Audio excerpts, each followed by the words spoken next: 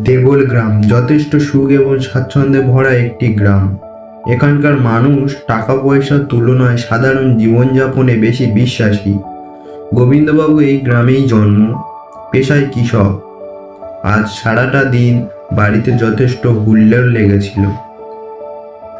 প্রায় পুরো দেবল গ্রাম আজ তার ঘরে। যে কটা অল্প বিস্তর টাকা জমাতে পেরেছিলেন তা দিয়েই অনুষ্ঠান সম্পূর্ণ হলো। আজ তার একমাত্র কন্যা সন্তানের অন্নপ্রাশন। পুরো দিনটা জুড়ে এত জমজমট কাটানোর পর সন্ধ্যাটা বড্ড বেশি মেড়মেড়ে লাগছে। রাত এখন প্রায় 11:30। গ্রামের দিকে রাত্রি এবং শহরের রাত্রিতে আকাশ পাতাল ফারাক রয়েছে। এই গ্রাম রাত 9টার পর থেকে শুনশান হতে থাকে। আজ ঘড়ির কাঁটা 11:30টার দিকে গড়িয়েছে। এই অনুষ্ঠানের চক্করে গোবিন্দবাবুর স্ত্রী এবং মিষ্টি কন্যা সন্তানটি ধকলের জোরে ইতিমধ্যে গভীর ঘুমে নিমজ্জিত।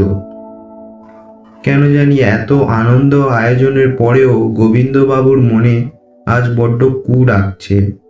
ছোট্ট টালির ঘরটির চারপাশে সংসার পেতেছে এক ঝাঁক ঝিঁঝি পোকা। ঘুমন্ত স্ত্রী এবং সন্তানের পাশে বসে আজ হঠাৎ তার মায়ের কথা মনে পড়ল। 2 বছর কেটে গেছে, ওনার মায়ের স্বর্গবাস হয়েছে। তবু আজ বড্ড মনে পড়ছিল সেই ছোট্টবেলার স্মৃতিগুলি। হয়তো নাতনির অন্নপ্রাশনটি দেখতে পেলে বড্ড খুশি হতেন। অদ্ভুত ব্যাপারটা হলো, মায়ের কথা মনে পড়লে মনটা খারাপ হওয়ার কথা, কিন্তু আজকের অনুভূতিতে মন খারাপের সাথে কেমন যেন একটু ভয় লুকিয়ে আছে। বুকের ভিতরটা যেন হু হু করছে। অথচ এই গ্রামেই তিনি থেকেছেন ছোট থেকে। এই রাত তার ভীষণ চেনা। হয়তো শরীর দুর্বল হওয়ার কারণে এমনটা হচ্ছে। শরীর অনেক সময় মনের ওপর যথেষ্ট প্রভাব ফেলে। ঘরের বাইরে জ্বলতে থাকা ছোট্ট টিমটিমে বাল্বটি বন্ধ করতে যেতেও আজ কেমন যেন বেগ পেতে হচ্ছে। তবুও বেরোতেই হলো। বিশাল উঠোনটা জুড়ে জ্যোৎস্না ফুটে পড়েছে। এতে যেন আধার কমেনি, আরও অলঙ্কৃত হয়েছে। থমথমে গাঢ় একটা রাত। এই আধারে হাওয়ার সামান্য গাছের পাতার খসখসানির শব্দ পায়ের শব্দ মনে হচ্ছে। গোবিন্দবাবুরও প্রতি মুহূর্তে মনে হতে লাগলো তার পিছনে কেউ ওনাকে লক্ষ্য করছে অতি সন্তর্পণে। বেশ কয়েকবার পিছনে ঘুরেও তাকালেন। নিজের স্বভাবের ওপর বিশ্বাস হচ্ছিল না। পাড়া গাঁয়ের খেটে খাওয়া মানুষের শরীরে এত ভয় মানায় না, তাও এত পরিচিত পরিস্থিতিতে। আলো নিভিয়ে ঘরে এসে তার পরীর মতো নিদ্রান্বিত মেয়ের দিকে তাকাতেই মনটা বেমালুম শান্ত হয়ে গেল। এতক্ষণ বেফালতু কল্পনায় গলাটা বড্ড শুকিয়েছে। এক গ্লাস জল খেয়ে শরীরে একটু প্রাণ এলো। তারপর মেয়ে এবং স্ত্রীর ঘুম না ভেঙে যায় তাই অতি সাবধানে বিছানায় এক পা তুলতে যাচ্ছিলেন। হঠাৎ দরজাটা বাইরে থেকে বেদম শব্দে কেউ পেটাতে লাগলো। এক মহিলার গগন বিতাড়িত আর্তনাদ, গোলাফাটা কান্নায় বলছে,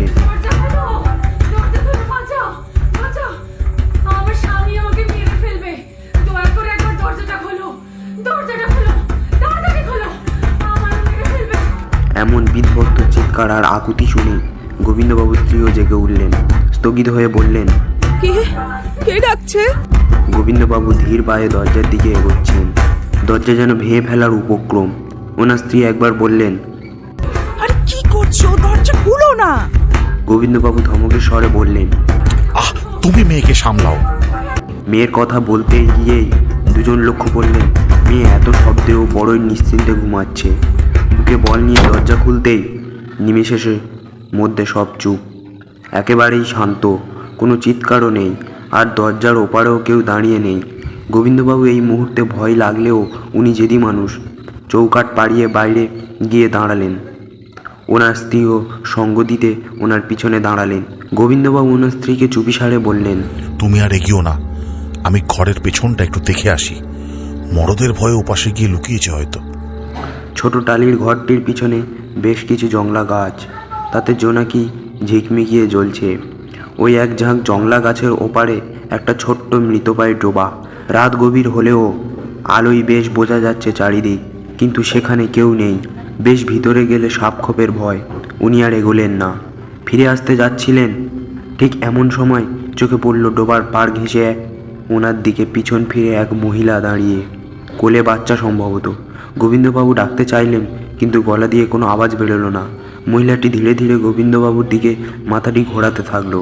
তখনই অল্প আলোতে উনি যা দেখতে পেলেন তাতে মনে হলো ওই মহিলার চোখের মণিগুলি অস্বাভাবিক রকমের ছোট, প্রয়োজনে একটা বিন্দু। মুখটা অসম্ভবভাবে লম্বা। মহিলাটি ধীরে ধীরে মুখটা হাঁ করতে লাগলো এবং হাঁটা ধীরে ধীরে বদলাতে লাগলো একটি পৈশাচিক হাসিতে। কোনো মানুষের মুখ অতখানি খোলা সম্ভব নয়। গোবিন্দবাবু যেন ঠান্ডা হয়ে যেতে লাগলেন। মনে মনে ভাবতে লাগলেন, ওই নরপিশাচের কোলেও যে বাচ্চাটা, ওটাও কি তবে পিশাচ? ঠিক তখনই ঘর থেকে তার স্ত্রীর কান্নার শব্দ ভেসে এলো।